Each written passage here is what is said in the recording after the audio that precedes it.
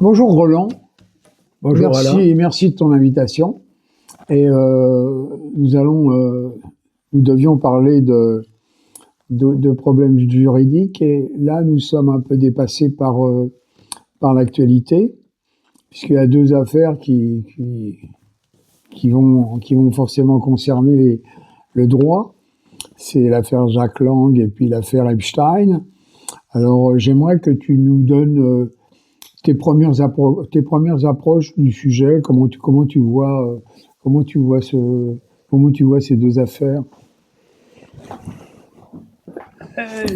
Moi, sans éluder la question et prendre un peu de recul, moi, j'intègre ces affaires au sens un peu péjoratif du terme, dans le domaine des institutions sur lesquelles nous travaillons, à savoir très complémentaires, que sont la démocratie directe et la justice. Et l'affaire Epstein, qui vient tout d'abord des États-Unis, pose la question des relations, effectivement, entre différents services spéciaux de renseignement, des milieux politiques, des milieux d'affaires, d'entreprises, n'est-ce pas? Et manifestement, puisque c'est quelque chose maintenant qui circule dans les journaux, dans les médias, il est manifeste que c'est une façon de tenir les individus. Tous les services de renseignement du monde vous diront que pour tenir des personnalités politiques, des hauts fonctionnaires, il y a 3 ou 4 moyens, mais les plus connus, indépendamment de l'idéologie, bien sûr. L'argent, les acheter, les menacer, pour des raisons que vous connaissez, menaces de mort, assassinat, le chantage. Le chantage qui peut être lié effectivement à des fonds détenus dans des paradis fiscaux, mais également le chantage sur des actes qui auraient pu être commis, réprouvés, je dirais, par la morale et condamnés par la loi. Bien. Donc, sans vouloir éluder, et c'est intéressant parce que l'affaire Epstein, on verra comment elle sera abordée sur le territoire français, mais l'affaire Epstein, elle s'intègre, elle prend en considération 2 paramètres. Celui, effectivement, une fois de plus, de la démocratie, c'est-à-dire dans quelle mesure les citoyens, les Français, peuvent eux-mêmes juger ou apprécier la conduite de dirigeants et les sanctionner. Donc ça, c'est la démocratie directe, c'est un sujet que vous connaissez bien et sur lequel on peut revenir. Et ce qui est tout à fait complémentaire et indissociable avec la démocratie directe, c'est la justice. Et je crois que c'est ça le plus important. On s'aperçoit que dans un contexte qui est compliqué, on n'a pas le temps d'évoquer tout ça en détail, on s'aperçoit que l'affaire Epstein, elle éclate dans un pays où on ne s'attendait pas, à la fois, compte tenu des protagonistes, des personnes qui sont citées, on ne s'attendait pas à ce qu'elle éclate aux États-Unis, et à la fois on s'attendait que si elle devait éclater, elle pouvait exploser, je dirais, qu'aux États-Unis. Il y a un paradoxe, n'est-ce pas? Les amendements et effectivement la législation américaine, je ne parle pas de la justice, je vais faire une digression. Au travers de toutes les interventions depuis quelque temps, je m'aperçois à quel point il y a une méconnaissance totale de la place de l'institution judiciaire dans notre pays, très mal connue, j'y viendrai tout à l'heure, et à tel point que, comme il m'est arrivé de voir un peu des émissions de télévision, même des émissions américaines, c'est une façon d'ailleurs de bien connaître, peut-être mieux que voir la part de propagande qu'il y a dans des feuilletons américains, et à tel point qu'il est arrivé dans des audiences en France d'avoir notamment des prévenus qui s'adressent au président, votre honneur. Donc, au lieu de faire de l'instruction civique, n'est-ce pas, C'est l'influence d'Hollywood. Voilà. Au lieu de faire une instruction civique pour apprendre la théorie des trois pouvoirs de Montesquieu, autre digression que j'ai appris en allant à Vierzon rencontrer les associations sur les victimes du Covid, on m'a indiqué qu'effectivement on enseignait, paraît-il, dans certaines classes, je l'ignorais, ça fait longtemps que je ne suis pas allé à l'école, mais effectivement, il paraît qu'on enseignait aux étudiants, aux élèves, aux collégiens, aux lycéens, que la France disposait, sur le plan institutionnel, des trois pouvoirs, et que la justice était un pouvoir. Ah. Ben, écoutez, on était content de l'apprendre, parce que dans la Constitution, si on lit la Constitution de 58, eh bien, ce n'est pas un pouvoir, c'est une autorité. Donc c'est une erreur magistrale qui est souvent commise, et on va y venir. Pour revenir à l'affaire Epstein,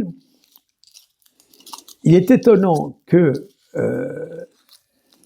les moyens mis en œuvre pour étouffer cette affaire ne soient pas parvenus à leur fin, pour des raisons que je ne peux pas expliquer dans les médias, mais qui vont certainement apparaître au cours des prochains mois ou des prochaines semaines même, c'est que tout cela vient des États-Unis.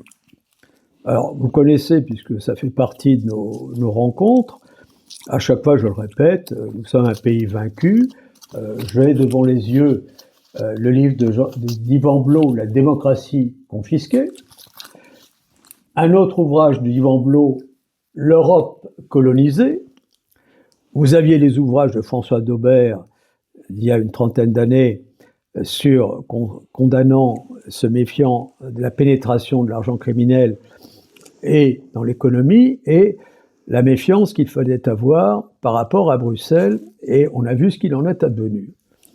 Par conséquent, je dirais que les moyens utilisés, et on a utilisé comme souvent le font tous les systèmes mafieux, utiliser un tueur, un exécutant, et ensuite l'éliminer, n'est-ce pas?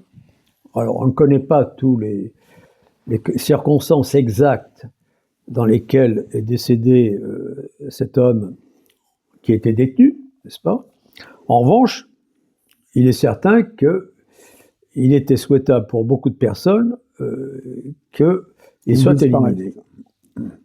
Alors, ce qui nous étonne une fois de plus, j'ai vu passer récemment la demande à l'Assemblée de l'ouverture d'une commission d'enquête. J'ai écrit un article à la demande d'André Belon, qui est président de l'Association sur la Constituante, la différence qui pouvait exister au niveau de l'intérêt sur le plan de la démocratie, des commissions d'enquête parlementaires et l'institution judiciaire. Il est évident que dans une démocratie, on ne peut pas comparer, même si effectivement certaines enquêtes peuvent avoir leur utilité, donner l'impression qu'on approfondit, et on l'a vu récemment avec le narcotrafic. J'ai écouté l'audition de la commission parlementaire concernant le narcotrafic, et j'inviterai, pour ceux qui s'y intéressent, à prendre connaissance du rapport du Sénat de 1992, le trafic de la drogue dans l'espace Schengen, rapport Larcher, et le rapport du Sénat en 2024. C'est-à-dire que lorsque l'on lit, on prend connaissance des deux rapports, eh bien on aura tout compris, à savoir que la prise de conscience qui avait pu exister à une certaine époque, on n'en a tiré aucune conséquence et on n'a jamais mis en place les moyens d'endiguer ce fléau, et alors qu'il y avait la Convention de Palerme de 2003, etc. Par conséquent, ce à quoi nous assistons au travers de l'affaire Epstein, c'est tout simplement, une fois de plus, c'est l'ouvrage auquel j'ai consacré à ce sujet un ouvrage, ce que j'appelle, moi, ce que j'intitule une forme de guerre de conquête, c'est-à-dire que tenir des dirigeants politiques, tenir des hommes d'affaires, des hauts fonctionnaires par des moyens, je dirais, en tirant parti de leur perversion, quelle qu'elle soit, de leur goût pour l'argent. Vous savez d'ailleurs que, et ça c'est connu maintenant, puisqu'il y a eu des articles à propos de l'affaire Alstom, que les services spéciaux américains, des cabinets que je ne citerai pas, mais qui sont en Europe, cabinets de conseil en Europe, se réunissent régulièrement avec la NSA pour justement connaître les entreprises à acheter, à conquérir, et les hommes, justement, les plus vulnérables, les plus médiocres, de façon à les tenir et à leur imposer, en quelque sorte, le diktat de ceux qui les tiennent. Donc, ça nous a coûté cher, d'ailleurs, en ce qui nous concerne, ça nous a coûté cher. Ah ben, ça a coûté, en 15 ans, je crois que on en est, je crois, à 1608 entreprises françaises qui ont été vendues, n'est-ce pas? 1608 qui ont été vendues. Alors, certains services travaillent sur ce sujet-là. Premièrement, à qui ont-elles été vendues? Dans quelle mesure ce sont des atteintes à notre souveraineté? Dans quelle mesure c'est une perte de savoir-faire? Combien ont-elles été vendues? À quel prix? On l'a vu avec la privatisation des autoroutes, un delta, par exemple, des évaluations entre la valeur comptable, la valeur réelle du savoir-faire, etc., et le prix de vente qui peut être effectivement avec un écart qui peut être plus ou moins considérable. En faveur, bien sûr, de celui qui nous achète, ce qui explique également, mais ça c'est connu, hein, c'est dans tout partout, l'affaire de Taïwan, les autres affaires, les rétrocommissions, c'est-à-dire que les personnes qui ont perçu des commissions sont parfaitement connues des services étrangers et deviennent des personnages qui sont tenus. Mais ça, c'est pas de moi, il y a une dizaine d'ouvrages. Oui. Hein, dans le cas de l'affaire Alstom. Oui, il y a Alstom, il y a beaucoup d'affaires d'entreprises, et les affaires de Karachi, l'affaire des frégates, etc. Donc les ouvrages ont été écrits sur ces sujets, et à chaque fois, la ligne directrice, le fil conducteur, si je puis me permettre, c'est l'argent. C'est l'argent, mais ce qui est nouveau, et je crois que ça a été, parce que tout ça c'est simplifié, hein, ce qui a été nouveau au XXe et au début du XXIe siècle, c'est tout simplement que le fil conducteur étant l'argent, on s'intéresse de plus en plus à sa provenance, c'est-à-dire ce qu'on appelle le capitalisme criminel, les activités criminelles. L'intérêt pour le grand public et pour les citoyens, c'est ce capitalisme criminel qui retentit sur leur vie quotidienne, au travers du chômage, parce que lorsqu'on évoquait la vente des entreprises, ça entraîne du chômage. Bien. Donc, perte de souveraineté, le chômage. Qui dit chômage, dit dépression. Qui dit dépression, dit, prenez des antidépresseurs. Santé, et de l'antidépresseur, alors les antidépresseurs, ça a un double effet, c'est-à-dire que la meilleure définition du système mafieux, créer le besoin pour en tirer profit. J'écoutais encore récemment, je ne veux pas citer de nom parce que je veux blesser personne, mais accuser en quelque sorte les consommateurs. Alors, vous poussez les individus par le chômage, par la dépression, par la valeur de l'exemple, n'est-ce pas? Explosion du trafic de la drogue, on l'a vu à quel point, et c'est pour ça que j'évoquais le rapport du Sénat. Et vous poussez les individus dans les campagnes, la désertification, 3/4 des éleveurs et des agriculteurs français ont disparu. Par conséquent, tout ça, c'est une volonté de destruction, de pillage, hein, ça n'a rien d'autre. Hein. Maintenant, c'est une chose totalement acquise.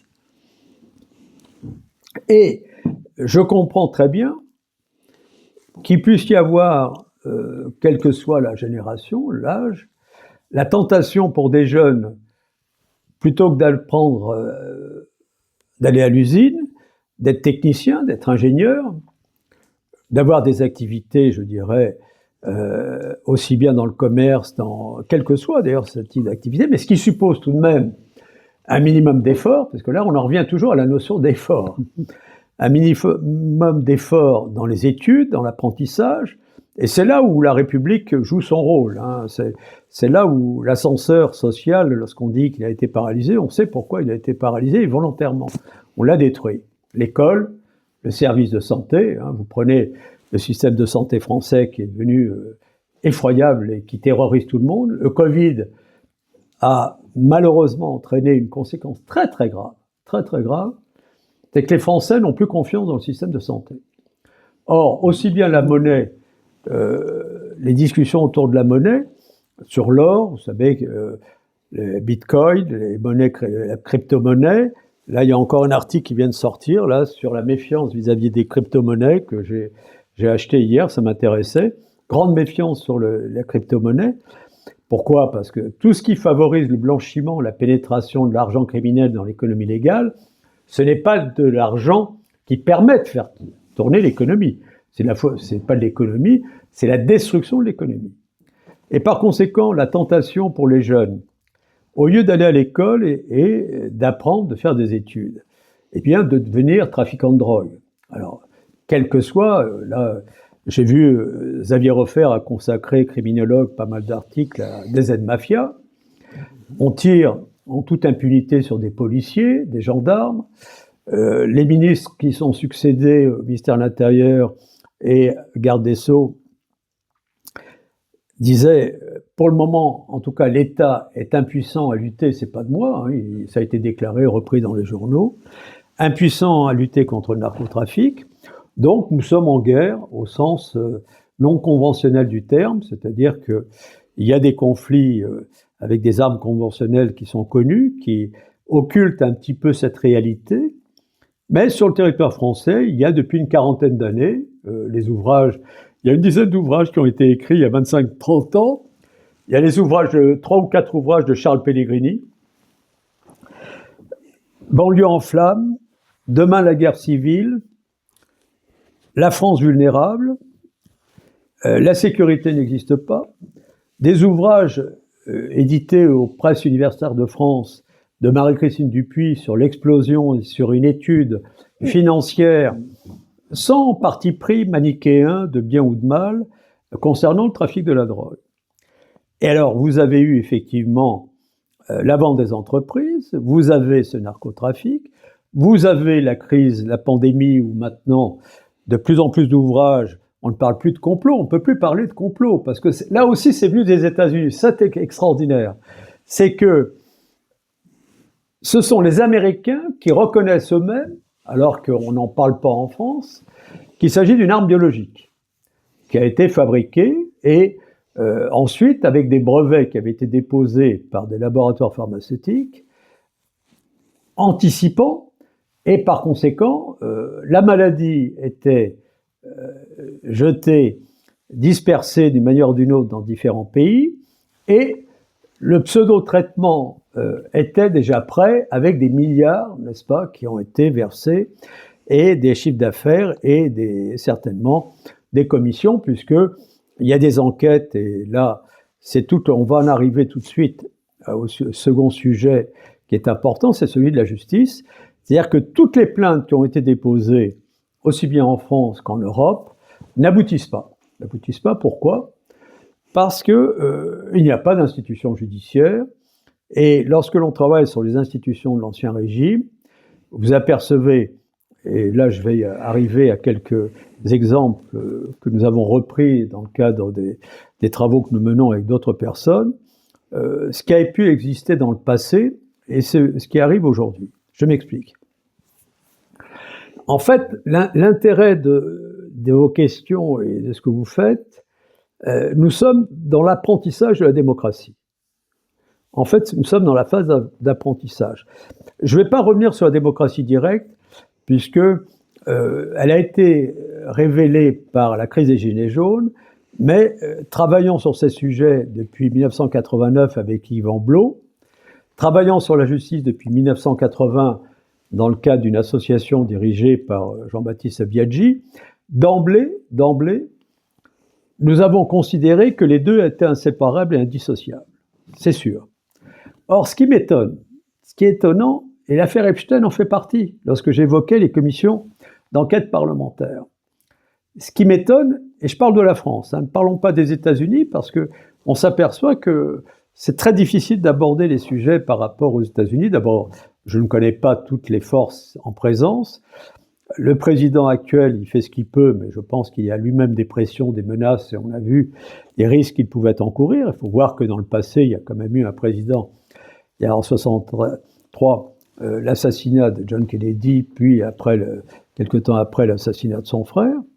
Et par conséquent, laissons de côté les États-Unis. Revenons à la France. Ce qui m'a étonné quand même, c'est qu'à l'occasion du procès Fillon, du procès Le Pen, des procès menés à l'encontre de certains généraux, je ne vais pas citer de nom, qui ont été sanctionnés, vous avez eu deux attitudes. L'attitude de la plupart des journalistes qui n'ont jamais, quasiment jamais, sur tous ces sujets que je viens d'évoquer, le Covid, même les guerres actuellement, vous avez un discours qui est tout à fait univoque. Il n'y a jamais de débat contradictoire. C'est-à-dire qu'on ne permet pas à deux personnes de défendre des positions et de permettre ainsi, d'ailleurs c'est cela la justice. Donc sur le plan médiatique, malheureusement, je ne veux viser aucune station, mais une forme de médiocrité qu'on retrouve dans la classe politique. Pourquoi ? Parce que des personnes qui sont tenues, qui sont bien payées, ne veulent pas prendre de risques, ce qui se comprend tout à fait, c'est tout à fait normal. Bien. En revanche, ce qui m'a étonné, j'ai failli citer deux noms, mais j'avais pris des notes, il y avait des articles qui sont sortis, je ne vais pas citer de noms parce que ce sont des personnalités que j'estime, et il y a eu, parmi lesquels, ce qui m'avait étonné, c'est par exemple Philippe de Villiers. Philippe de Villiers, pour lequel j'ai beaucoup d'admiration par son parcours, par le Puy du Fou, considérait, me semble-t-il, je me souviens très bien, c'est un article sur CNews, une intervention en 2023, que dorénavant le pouvoir appartenait au juge. Et ça a été repris à plusieurs reprises, ça a été repris par Zemmour. Zemmour, on ne peut ne pas partager, je dirais, ses convictions, ne pas être d'accord sur l'ensemble de son discours, mais ce qui nous avait intéressé concernant Zemmour, c'est sa connaissance de l'histoire, et manifestement, faisant la part des choses sur ce qui avait pu exister dans le passé, ce qui arrivait aujourd'hui, et les réformes susceptibles d'améliorer la condition des Français. Or, il y a quelque chose qui m'a étonné et qui vient de se répéter, et là, je voudrais reprendre une note qui m'avait vraiment étonné, c'est lorsque Éric Zemmour vient de le répéter encore une fois. C'était le jeudi 29 janvier 2026 sur une chaîne de télévision. Zemmour déclare « Les juges ont soumis l'exécutif à leur pouvoir ». C'est extraordinaire. Ça n'existe pas. Ça n'existe pas, pourquoi ? Parce que tout simplement, comme vous le savez, le parquet dépend du garde des Sceaux, et par conséquent, l'orientation, les poursuites dépendent effectivement du bon vouloir du garde des Sceaux et des instructions qui sont données au parquet. Quant aux magistrats du siège, vous savez que l'assassinat des juges, alors le prix Falcone que l'on a créé en Italie pour à la mémoire des juges italiens, mais en France, il y a eu des juges menacés. Encore aujourd'hui, vous avez eu récemment des juges sous protection, vous avez plusieurs magistrats sous protection, vous avez eu l'assassinat du juge Michel, vous avez eu l'assassinat du juge Renaud, et par conséquent, je dirais que dans des affaires courantes, on a encore du droit, de dossiers civils, où vous avez de bons magistrats qui, sans risque, peuvent remplir leur mission, leur fonction. Étant entendu que l'institution judiciaire, encore une fois, est une autorité, elle n'est pas un pouvoir, ce n'est pas le troisième pouvoir. Par conséquent, à l'occasion d'affaires aussi sensibles que celles évoquées comme le dossier Fillon, le dossier Le Pen, les généraux, l'affaire aujourd'hui, l'affaire Epstein, les journalistes ne connaissent pas les dossiers, n'ont pas accès aux pièces, n'ont pas lu parfois tous les jugements, la motivation, n'est-ce pas ?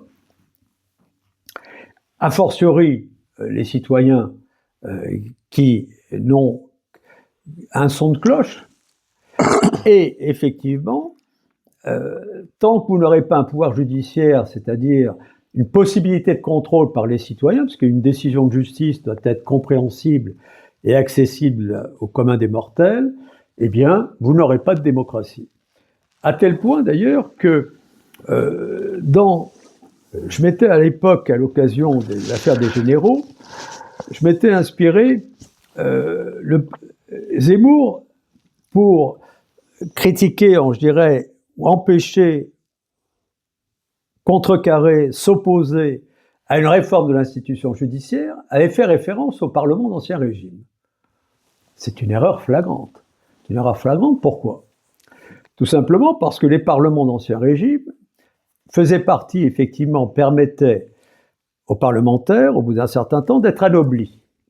Et ils ont voulu toujours conserver leurs privilèges, et par conséquent, ils ont retardé, ça a été une des raisons de la Révolution française, ils ont retardé toute réforme, et lorsque sous Louis XV, il y a eu la réforme Maupeou pour modifier cette charge des parlements et permettre, encore une fois, de soumettre les parlementaires et d'avoir une justice qui motiverait ces décisions et qui n'aurait pas les privilèges dont elle disposait, eh bien Louis XVI a supprimé la réforme Maupeou.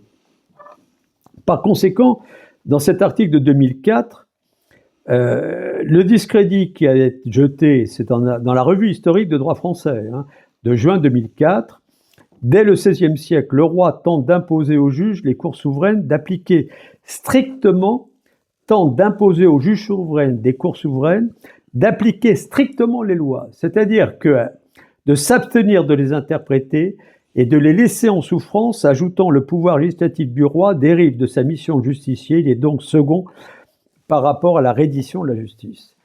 Ce que je veux dire, c'est que déjà dans l'Empire romain, l'empereur, il y a des références, empêchait les juges d'interpréter, de dévoyer la loi. Bien. Vous avez eu un article d'un professeur de droit constitutionnel lorsque le juge fait la loi, à propos de certaines juridictions administratives que je ne citerai pas. Par conséquent, la justice, il est fondamental que le pouvoir judiciaire dépende des citoyens, dans des modalités que je ne vais pas expliquer aujourd'hui, mais sur lesquelles nous avons travaillé. Il y a d'ailleurs des constitutionnalistes, des professeurs de droit qui ont travaillé sur le même sujet, à savoir une Cour suprême et garde des Sceaux qui aura un statut d'indépendance avec un maintien des magistrats pour l'élection, mais également l'intervention des citoyens pour permettre justement de pouvoir, en quelque sorte, juger les décisions qui sont rendues et d'en apprécier la motivation. Et d'ailleurs, le professeur de droit constitutionnel Georges Burdeau, l'État et le droit sont consubstantiels l'un de l'autre, ce qui est évident, puisque vous ne pouvez pas avoir de démocratie si les lois qui existent ne sont pas appliquées conformément à leur esprit, à la lettre, et surtout, et c'est là tout l'intérêt de la motivation, en tenant compte de la réalité des faits. De la réalité des faits et, ce qui est très très important, de leur qualification. Vous ne pouvez pas qualifier de la même façon un meurtre, un assassinat, un viol, une tentative, comment dire, une atteinte au bien public, etc., etc. Bon, par conséquent, s'opposer à une telle réforme en tirant parti d'un ancien régime, effectivement, et des modalités des privilèges dont pouvaient disposer les parlements, à mon avis, c'est quand même une erreur que l'on ne doit absolument pas commettre pour la compréhension des jeunes générations et même pour les adultes qui pourraient s'intéresser enfin à la réforme de l'institution judiciaire. Bon.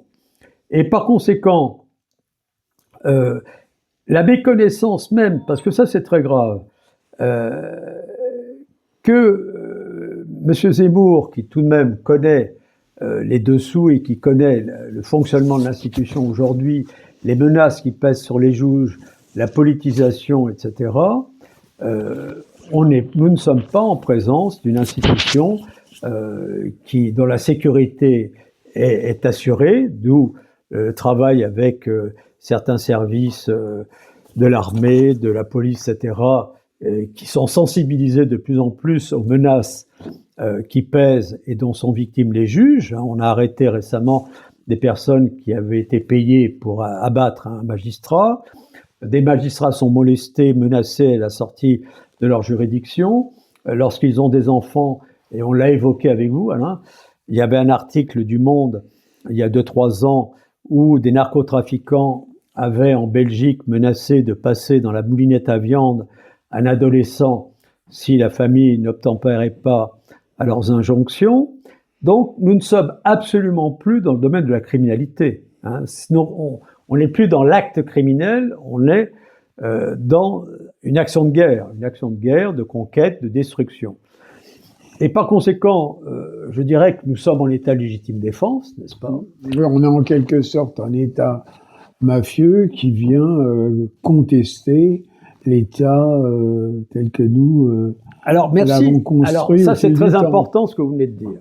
Très important parce que dès l'instant où on veut faire un tout petit peu de pédagogie, il faut tenir compte de ce qui a pu être écrit, mieux que je ne le fais, par des personnes de qualité et compétentes, n'est-ce pas? Vous entendez souvent parler de l'état mafieux, l'état profond, pardon, pas l'état mafieux, l'état profond. Alors, vous avez l'état islamique et vous avez l'état mafieux. On va y arriver.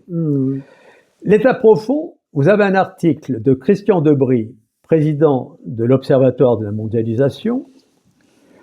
En 2000, dans Le Monde diplomatique, il écrit un article, mais absolument remarquable, que je donnais à mes étudiants à l'Institut de criminologie. Pendant plusieurs années, je donnais cet article aux étudiants, et il y a tout. État, mafia et multinationales, État, mafia et multinationales, comme larron en foire.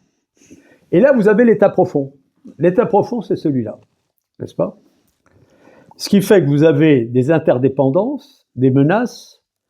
C'est pas pyramidal, mais l'assassinat, et on l'a vu encore récemment, des personnalités politiques, des dirigeants, c'est-à-dire que vous avez les guerres conventionnelles et puis vous avez des services de la CIA, des services spéciaux, du Mossad, etc., qui éliminent physiquement certains dirigeants, et puis des personnalités politiques. Même en France, il y a une suspicion sur certains décès récemment au cours des derniers mois et dernières années.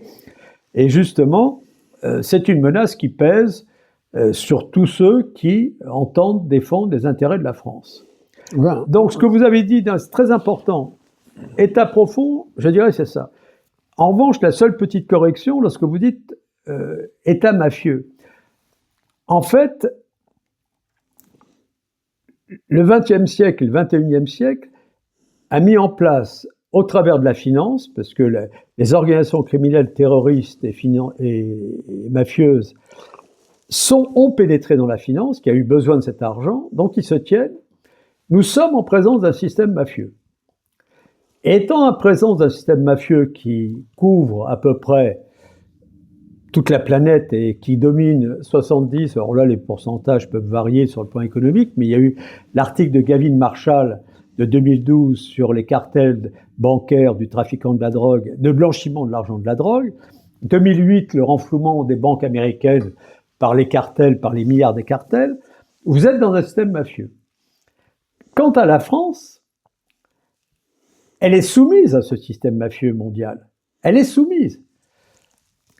Et à l'intérieur de la France, l'impunité des criminels, les affaires qui explosent, qui éclatent sur le plan économique, financier, les scandales qui éclatent, démontrent que la France a perdu sa souveraineté depuis une quarantaine d'années, qu'il n'y a plus d'état de droit, n'est-ce pas, et l'effondrement du service public, quel qu'il soit, l'école, n'en parlons pas, d'où on pallie l'absence, je dirais, d'esprit d'analyse, d'intelligence, de mémoire, d'éducation, d'instruction, par la prétendue intelligence artificielle qui est en train d'être mise en cause de plus en plus par certains, en faisant la part, puisqu'il faut faire de la sémantique, l'intelligence artificielle, intelligence en anglais, c'est le renseignement, etc. C'est pas l'intelligence telle qu'on peut la concevoir chez nous en France, etc. Par conséquent, tuer l'école, détruire l'école, la fabrique du crétin, vous perdez effectivement toute initiative sur le plan de l'analyse, de la connaissance, on le voit, de notre histoire, des institutions passées. Ensuite, effectivement, vous avez, dans un système mafieux, vous avez la Convention de Palerme de 2003. La Convention de Palerme de 2003 a été mise en place à la suite de l'assassinat du juge Falcone en 92. Il a fallu plusieurs années et la prise de conscience de la montée en puissance des organisations criminelles a sensibilisé quand même certaines institutions. Et vous prenez la définition de la Convention de Palerme, je ne vais pas la lire ici, les critères, vous apercevez que, eh bien, toutes les organisations criminelles transnationales ne sont pas des mafias, mais toutes les mafias font partie des organisations criminelles transnationales, en fonction de ces critères. La particularité, ce qui nous a amené à nous intéresser à l'Institut de criminologie pendant 8 ans où j'ai dispensé certains cours, c'est la dimension institutionnelle des organisations criminelles mafieuses. C'est-à-dire qu'elles ont une durée d'existence et de vie parfois de 100, 200, 300 ans. Donc elles s'inscrivent dans la durée et quel que soit le régime en place dans le pays, eh bien elles ont une part. Ce qui a fait exploser à la fois le narcotrafic, mais également la finance mondiale, ça a été la libéralisation des capitaux et l'ouverture des frontières. Et là, ça a été effectivement le cheval de Troie des organisations criminelles et transnationales.